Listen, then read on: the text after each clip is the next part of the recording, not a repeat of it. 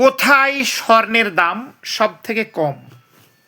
কারণ আপনারা জানেন যে এক এক জায়গায় এক এক ধরনের দাম বা বেশি থাকে।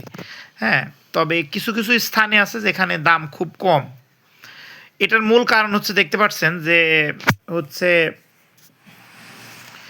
প্রত্যেকটা দেশের স্থানীয় কর, তারপরে আমদানি শুল্ক, মুদ্রার মান এবং বিক্রয় নীতির কারণে বাস্তবে দাম ভিন্ন হতে দেখা যায়।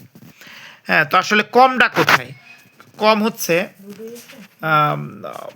অনেকে হচ্ছে কেনার জন্য দুবাইকে অগ্রাধিকার দেন, সুইজারল্যান্ডকেও কম দামের দেশে ধরা হয়। যদিও এখানে জীবনযাত্রার খরচ অনেক বেশি, তবু আন্তর্জাতিক মানসম্পন্ন রিফাইনিং সেক্টর ও স্বচ্ছ লেনদেন ব্যবস্থার কারণে স্বর্ণের দাম তুলনামূলকভাবে স্থিতিশীল এবং ক্রেতাদের জন্য সুবিধাজনক। এছাড়া কিছু বিশ্লেষণে ইন্দোনেশিয়া, কলম্বিয়া বা মালায়ো এর মতো দেশেও স্থানীয়ভাবে সোনার দাম কম দেখা যায়।